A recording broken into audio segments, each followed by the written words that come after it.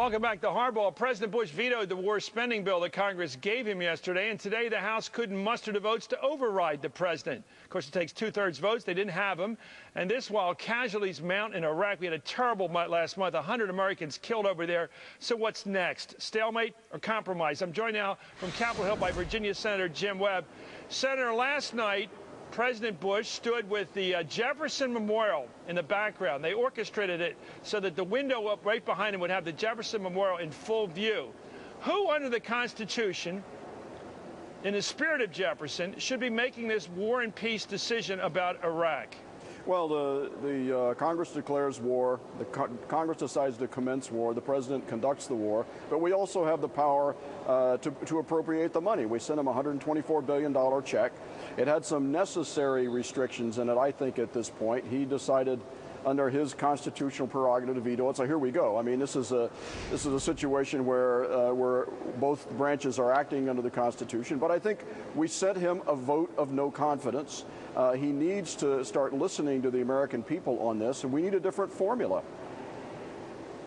Are you worried that the Democrats, in opposing the war funding without the strings attached, will find themselves up against the wall in a couple of weeks and find themselves actually cutting off money to the troops? I don't think that's going to happen. What I'm hoping the next step will be, among others, is that the Democratic leadership should insist in keeping at a minimum the provisions in this bill that preclude the administration from continually sending these troops back without the amount of time that they should have for rest, recuperation, and refurbishment back here. We had a provision in there that basically says if you're gone for a year, you deserve to be back here for at least a year.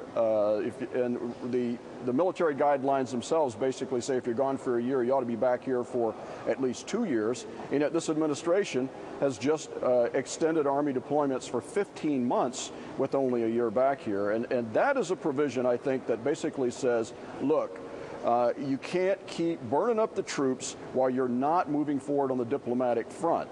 So I hope they keep that in there.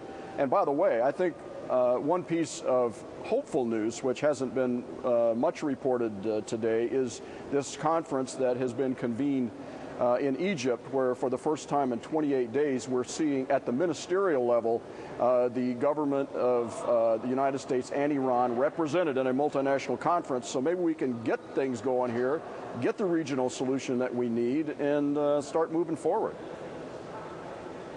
Well, let me ask you about the trickiness here. You have to get 51 votes in the Senate. You have to get 218 in the House for some kind of bill to take to the president this second time. Do you think that you can get those numbers with a bill that still has strings attached, like you just described, in terms of training and rotation? I think we can get. I mean, I'm not in the leadership, but I think it's logical to assume that if we got 51 votes on something with more strings attached, we could get 51 to send him back something else. But I think really what even has though to you're getting here, close, the reason is you're getting closer to the deadline where it really right. matters. That's why I'm asking. Well, it's what a I'm game hearing of chicken is, in a sense. Well, what I'm hearing is that and this, you know, I'm not in the leadership. I'm hearing there might be a 2-month appropriation while we try to sort this out. But really, what has got to happen here is that the administration has to start listening to everybody. I met with the Iraqi ambassador today, the ambassador from Iraq, and we had a general agreement sitting down, despite the differences that I've had in terms of whether we even should have gone into Iraq. We had a general agreement that this is not going to be solved just inside Iraq, that we have to get the regional players at the table so that we can have the kind of diplomatic umbrella that can get the United States off the streets, our military people off the streets of Iraq. So everybody seems to understand this, except for certain elements in this administration who are so opposed to the notion that we need to be moving forward and engaging our adversaries like Iran and Syria and getting a solution that will bring better harmony in the region and allow the United States to move forward and truly fight international terrorism. Who are the hawks still left in the administration? Wolfowitz is over there hanging onto his job at the World Bank. Doug Feith is over at Georgetown teaching.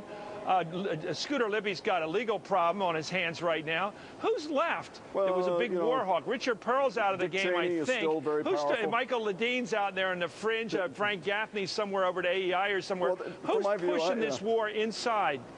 Dick Cheney is still very powerful, obviously, and then I think that the president himself must be very concerned about how history is going to view what he did if he doesn't have a graceful way to move forward. And there may be no graceful way to move forward, and that's why the Congress has had to do what we're doing. Again, we're not cutting off any money. He just doesn't like the terminologies that went into this bill.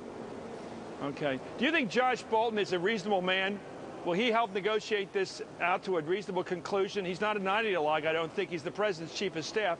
Are you hopeful the fact that he's going to be negotiating with the leadership that we might get a deal?